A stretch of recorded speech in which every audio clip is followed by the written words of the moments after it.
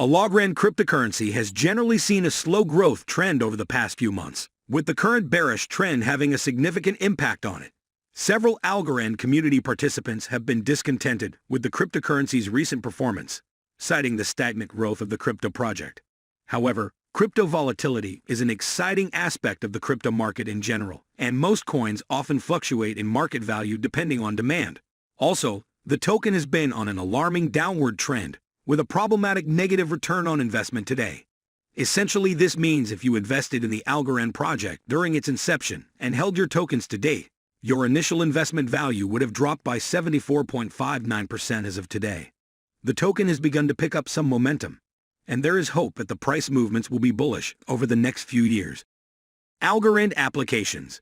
ALGORAND is a robust, decentralized blockchain platform that offers a wide range of use cases from entertainment to finance and sports. Reasonably, the use cases of ALGORAND are endless, as evidenced today by the numerous organizations building solutions on the ALGORAND platform. ALGORAND's price today is undoubtedly dependent on the use cases of the algo coin, which ensures crypto investors buy ALGORAND and sell ALGORAND depending on their current needs.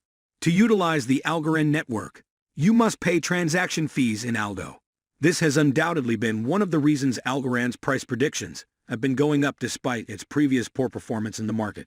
ALGORAND has established applications in several fields for faster blockchain transactions at low costs, compared to other blockchains like the Bitcoin blockchain. ALGORAND CEO Stephen Kakimos departs, interim replacement name.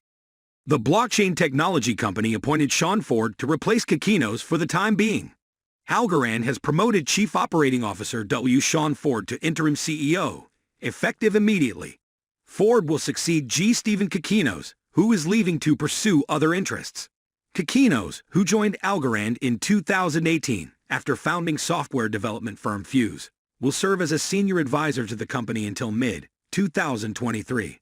Ford, who also joined ALGORAND in 2018, had previously been Chief Marketing Officer at remote software company LogMeIn.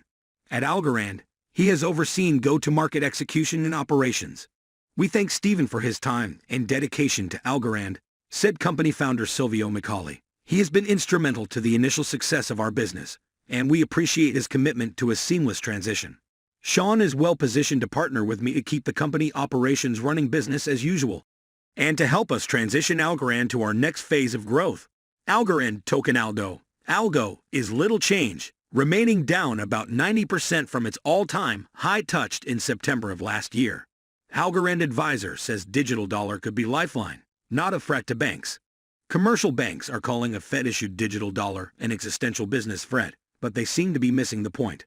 The banks really should not see this as a threat to what they're doing. Kopier Jorg, a professor of financial stability studies at the University of Cape Town in South Africa, told PIMS. Central bank digital currencies are throwing a lifeline to banks, pointing to big tech companies' growing move into banking services. Jorg, who holds the South African Reserve Bank chair in financial stability studies at the university, said, "The banks really have it backwards. They should be terrified of big tech." Just as central banks have seen blockchain-based, fiat-pegged stablecoins like Facebook's abortive Libra/Diem project as potential threats to their control over their economies, banks should realize that if Libra had survived, it would have been the end of banking as we know it, Jorg said. There would have been an entity that is not regulated like a financial institution, with 2.3 billion customers and more cash than the market cap of JP Morgan. How does any U.S. bank compete? They can't. That's something organizations like the Bank Policy Institute may be conveniently overlooking when tell the Federal Reserve that a central bank digital currency, CBDC, would undermine the commercial banking system in the United States. The problem, he said, is that banks operate in walled gardens. They do products. They do not do infrastructure, he said. Banks should be grateful for being thrown a lifeline in terms of public infrastructure, on which they can all come together. They can all compete, but importantly, they can compete with tech companies. Jorg is also a member of the Economic Advisory Council of the ALGORAND Foundation, which is developing a fast, scalable, environmentally friendly smart contract platform to compete with Ethereum. And he said the infrastructure versus product perspective is what led him to the blockchain developer in the first place. When you talk with a lot of the participants in the market, They look at the CBDC as a product that they can sell to central banks, he said. That's not the right approach. If you build a product, you end up having Facebook, while if you build infrastructure, you end up having the internet. That means sharing information in much the same way that the early developers of the internet and the World Wide Web Consortium, W3C, did, Jorg added, noting that those groups had about 30 years to come up with the standards that made the web interactive. At the same time, he also thinks that too much could be made of the need for CBDCs to be interoperable from the get-go. Just as early internet designers were able to come up with technologies make them interact, he's confident that it will be possible to make protocols communicate. Algorand's ability to do the atomic swaps that facilitate cross-chain transactions is a feature that attracted him, Jorg added. This can be done either through banks or implemented directly into the blockchain protocol. Jorg actually suggested that some countries' CBDCs will have more than one ledger and one protocol, and not necessarily an interbank wholesale CBDC and a consumer-facing retail one. You can have one retail ledger that is more expensive to participate, but that provides you smart contracts. And you can have one retail ledger that doesn't have smart contracts, but has very high transactions per second, Jorg said. As a central bank, you can operate both. The U.S. has dozens of payment systems that coexist, he pointed out. You guys still print checks and stuff like that, for God's sake. Real time, really different.